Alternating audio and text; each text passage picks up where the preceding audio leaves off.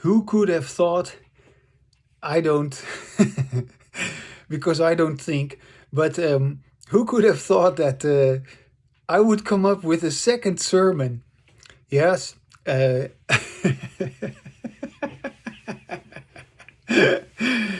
it is, my second sermon.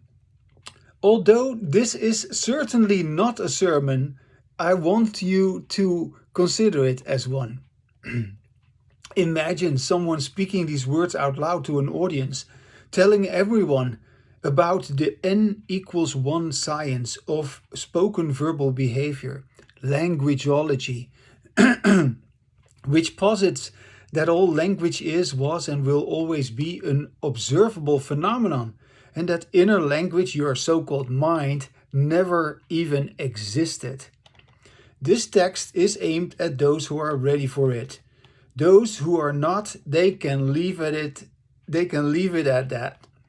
Only when you notice that others do not want to hear what you have to say does it begin to dawn on you that you are not listening to yourself while you speak.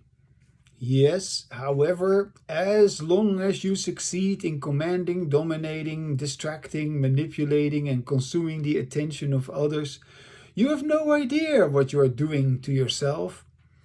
You are engaging in hierarchical, disembodied language. You listen to others, but most likely you're trying to make them listen to you, and yet you do not listen to yourself while you're speaking.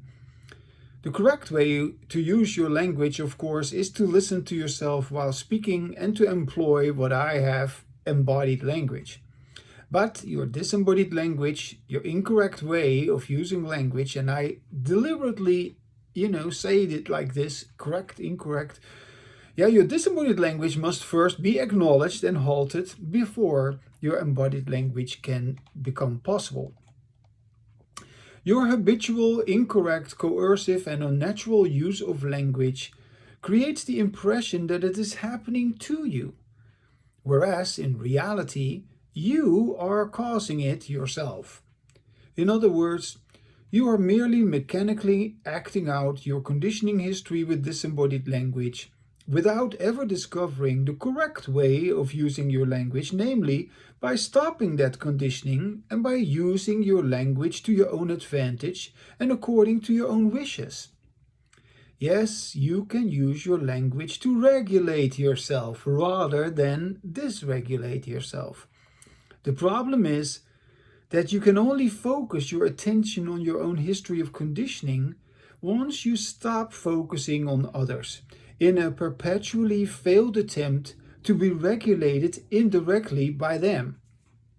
True self regulation is achieved only by regulating yourself verbally, and this is only possible if you speak with yourself so that you begin to listen to yourself, because you speak to yourself in such a way that you want to hear what you want to say.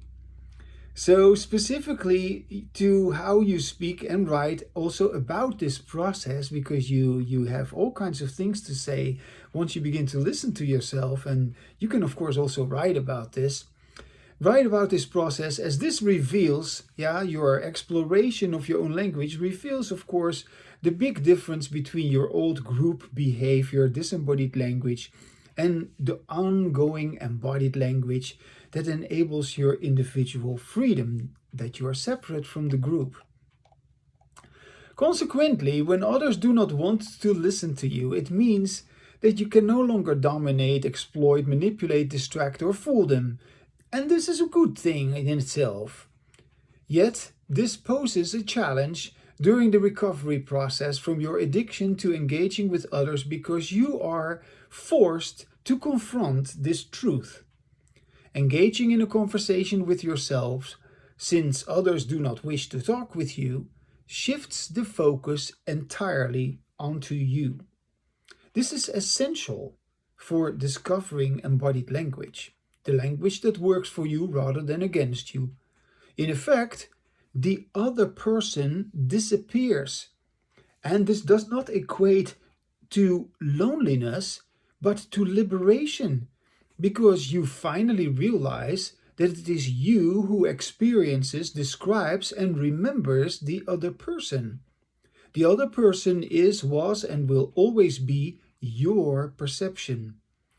Your embodied language-based way of perceiving the others arises from the disappearance of the feeling of being separate from the world you inhabit. After all, you tell yourself that you are giving neural shape to your own reality. And by using your language correctly, you thus accurately describe your individually lived experience. So, embodied language is not about a supposedly profound spiritual experience or some alleged all-encompassing psychological insight, but it is simply about the correct way of using your language. Once you use your language to your own advantage, you view the way you treat others as the way you treat yourself. And when you treat yourself well, because you listen to yourself while speaking, you too disappear, just as the others have disappeared. Indeed, embodied language involves no mirroring, since you say what you want to say and are able to say, and then you're done with it. And having used your language correctly, you are free of language, because inner language simply never existed. The more you master your embodied language, the freer you will be from language during moments when you are not speaking, listening, writing, or reading. Even while using your language, you will know that you will always return to a state which is devoid from language.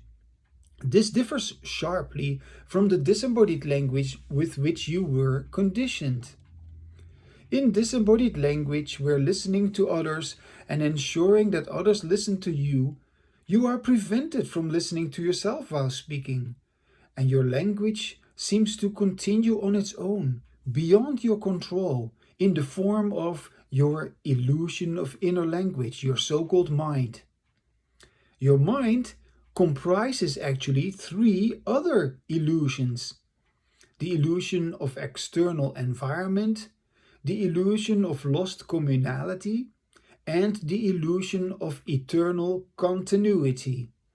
These three illusions are interconnected, much like the three pegs on the gong. Yeah, do you remember the pins on the gong? I had a gong and I put the pins on it. When I put these pins on the gong, the first pin represents outward orientation, the second pin, verbal fixation, and the third, the struggle for attention. These three pins, when you put them in place on the gong, they symbolize your voice, and that gong no longer resonates and it produces a muffled sound.